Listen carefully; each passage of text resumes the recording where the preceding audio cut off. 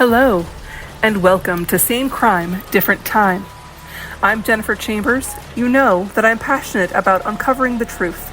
Here, we're taking that passion to the dark heart of the Pacific Northwest. As a true crime and historical writer, I've spent years immersed in the chilling archives of this region.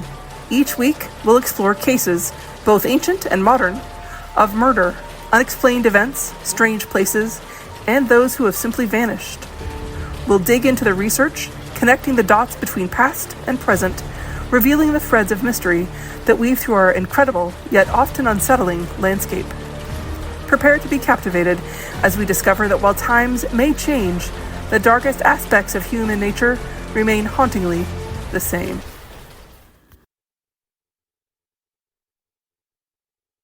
Imagine a Friday evening in early March in a small Washington town. Rain patters against the car windows. A mother drives home after work. She stops by the grocery store. She returns to her house, but greets no one. Sunday arrives, and she doesn't. On March 6th, 2009, 36-year-old Nancy Kareen Moyer vanished from the home that she shared with her daughters and her former husband in Tenino, Washington. There was no body. There was no definitive suspect. Just a living family left with long question marks. I'm Jen Chambers. This is Same Crime, Different Time. Tonight we walk the timeline of Nancy's disappearance, examine the clues, the people, and the possibilities, and ask what happens when someone vanishes into the margins of memory. Let's begin. Part 1. Who is Nancy Kareen Moyer? Nancy Kareen Moyer wasn't a traveler or a runaway. She wasn't someone prone to wild impulses. She was, by all accounts that I've seen, a grounded person. She was born on November 22nd, 1972. So by 2009, she was 36 years old. She had built a stable life centered around her family and her professional career. For 12 years, Nancy had been a dedicated financial analyst for the Washington State Department of Ecology in Lacey, Washington. This was more than just a job for her. It was a career of stability. You don't work in state finance for over a decade if you're planning to simply walk away from your life. This professional anchor makes her disappearance all the more questionable. Her personal life was defined by her two young daughters, Samantha and Amanda.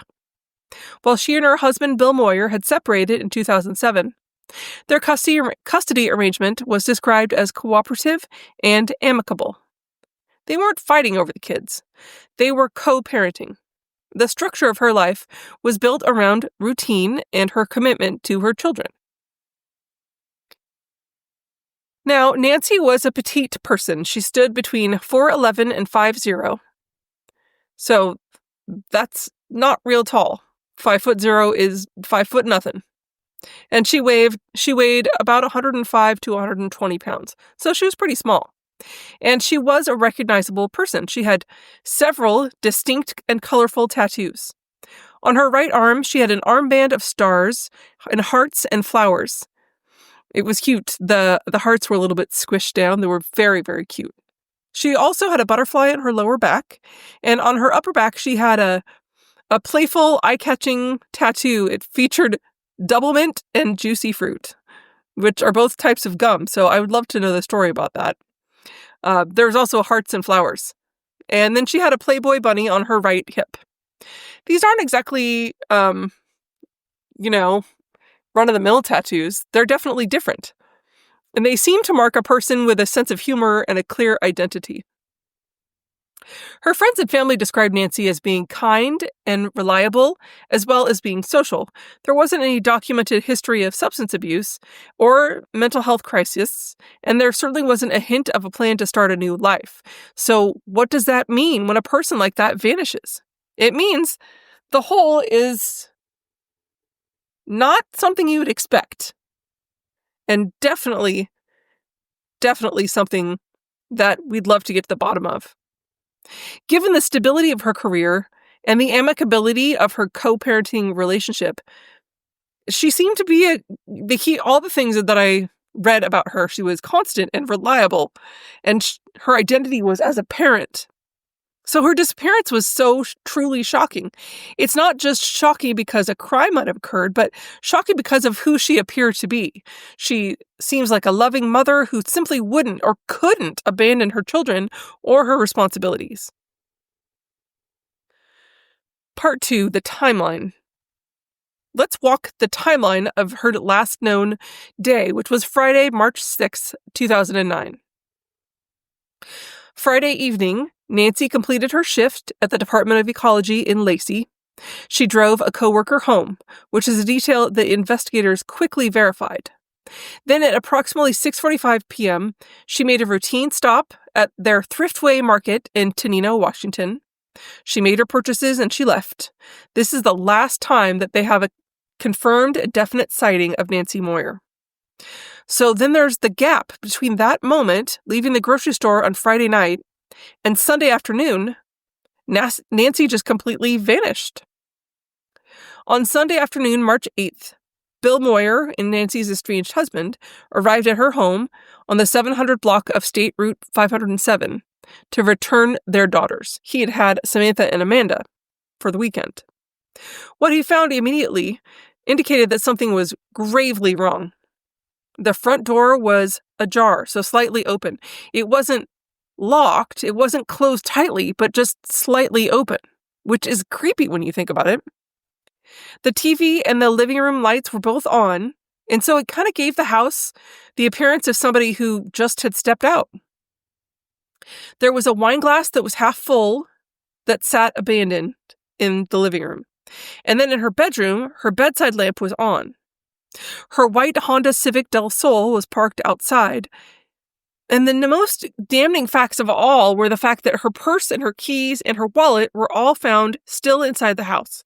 So she was gone, but all of her tools of living a modern life just stayed there. Investigators confirmed that there weren't any signs of forced entry or of a struggle. And this detail is really crucial. It suggests that either Nancy knew her visitor or was interrupted very suddenly. She didn't have a cell phone, which is a fact that kind of simplifies and complicates the investigation because there's no pings or location data to track. And her bank accounts weren't touched. They've actually been dormant since she just disappeared. But let's think about these key details that are really strange and stand out. The first is the door that was ajar. Was she in the process of letting somebody in, or was she leaving really quickly? Then her single car in her driveway. That meant that the person who came for her or who took her could have been in her house already with her own vehicle parked nearby. And the last, all essential items were left behind. Nancy wasn't planning to leave, obviously. This is the strongest evidence of foul play rather than voluntary departure. And another interesting fact is her home itself was somewhat secluded. It was set back off of State Route 507. In a small town like Tenino, which is a real quiet community, the isolation of where she lived turns a routine evening into an exposed environment. That suggests that whatever happened with little chance of witnesses. And that made the likelihood of privacy for the person who perpetrated the crime pretty great. Part 3, let's talk about the key players in the investigation. The investigation into Nancy's disappearance has spanned over a decade, and it's been marked by frustrating leads and a sensational but complicated confession. The first is Bill Moyer, her ex-husband, estranged husband. Bill, her ex-husband and the father of her children, was initially a person of interest, as is pretty standard in any case like this, but their relationship was always described as amicable in so many things post-separation, so that meant they got along really well. And crucially, Bill cooperated completely with the police.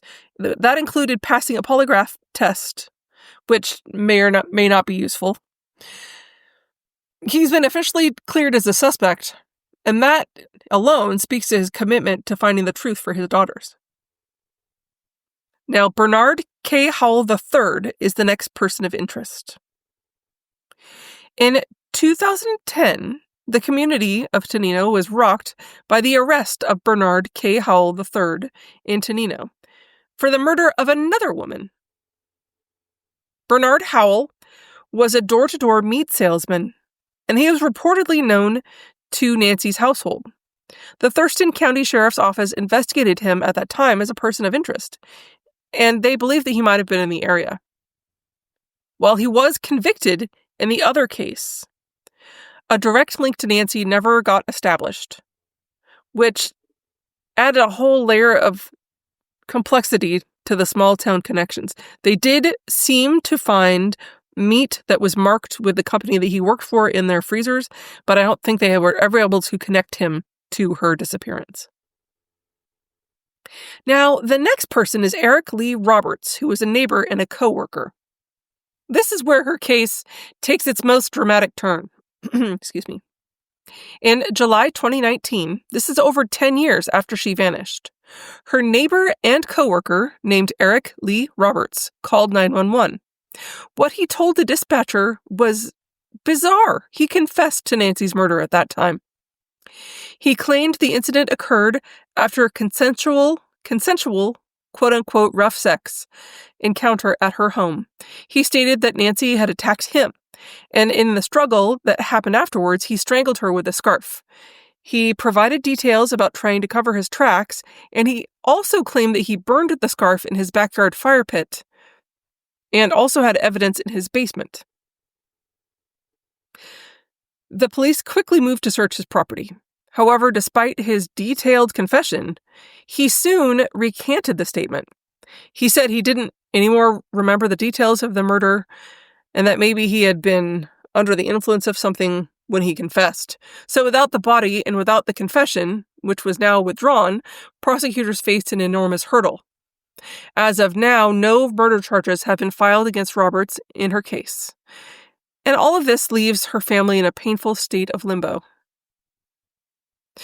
This case perfectly illustrates the challenges of what they call a quote-unquote no-body homicide. Having a confession is a powerful thing, but a recanted confession without the corpus delicti, as they call it, or the body of the crime, makes a jury trial incredibly difficult.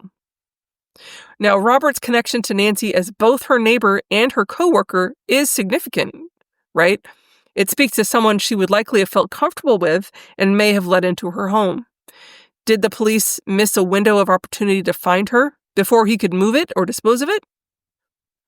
There is a $105,000 reward, which remains, and it's a testament to the unsolved nature and high-profile gravity of this case, but also how much her family just wants her back. Part 4, let's talk about some unanswered questions. Let's drill down into these small, frustrating details around this case. There's the crucial timeline gap. So Nancy leaves the Thriftway Market around 6:45 on Friday.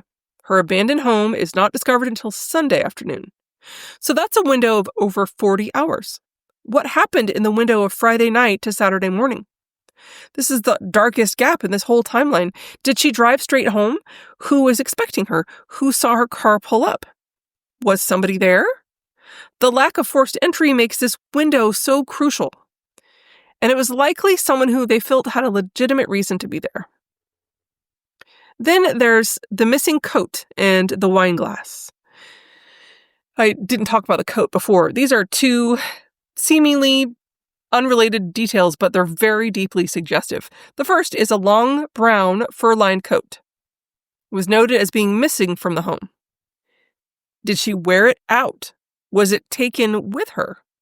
If she was taken against her will, why would a heavy winter coat be missing? Or did she leave her home voluntarily with someone just for a minute, only to have that event turn deadly? And another clue, investigators actually said later that they found 2 glasses in the house. Only one of them was half filled with wine. The presence of a second, potentially empty or wiped clean glass strongly suggests that Nancy might have expected company. That's more than a simple drop-in. Also, an interesting factor here is the challenge of the limited physical evidence that policemen had to work with. Without a body, the case rests heavily on the circumstantial evidence and in the confession of Roberts, which is unstable at best. The area, the Tenino-Rochester area, has a huge amount, like a lot of places in Washington, of very dense forests and lakes and rivers. This kind of challenging terrain definitely makes physical searches extremely difficult. But what efforts were made to forensically link Robert's property to Nancy's disappearance? Maybe before his recantation complicated things. I don't know. The most lasting consequence is the emotional toll on the Moyer family, of course, particularly her daughters. They've been living in a cruel state of limbo for over a decade. A mother is missing, but there's no grave to visit, there's no closure, and no certainty as to what happened. What does justice look like for this family? It's not just a conviction, it's knowing the truth and having the right to mourn for real. Just knowing the certainty, I would imagine, is what they're asking for the most. It's a deep emotional wound for the family. It's a lifetime of milestones that she missed. And I imagine they have a constant low-level anxiety that whoever did it might still be moving freely in their community. The story of Nancy Kareen Moyer is the story of a life suddenly erased from a quiet, routine community. Her last confirmed act was just a simple trip to the grocery store.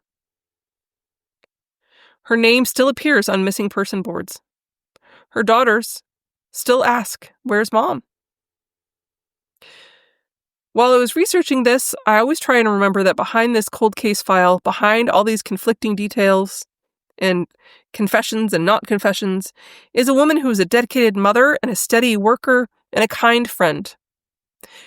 When we give voice to her story, we refuse to let Nancy Moyer vanish into the margins of forgotten time. If you have any information about Nancy Kareen Moyer, no matter how small or insignificant it might seem, please call the Thurston County Sheriff's Office at 360-786-5279. You can also visit and share the Facebook page, Where is Nancy Moyer?, to help keep her name and face in the public eye. When we listen, when we remember, we give space for justice. So thank you for walking this story with me and listening today. I'm Jen Chambers, and this is Same Crime, Different Time.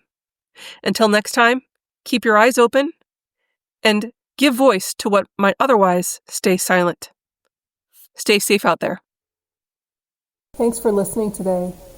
Please review and rate wherever you listen to podcasts. That really helps out the show. And please leave us a voicemail at the Spotify link. Also, you can always feel free to send us an email at scdtmail@gmail.com or www.jennifer-chambers.com.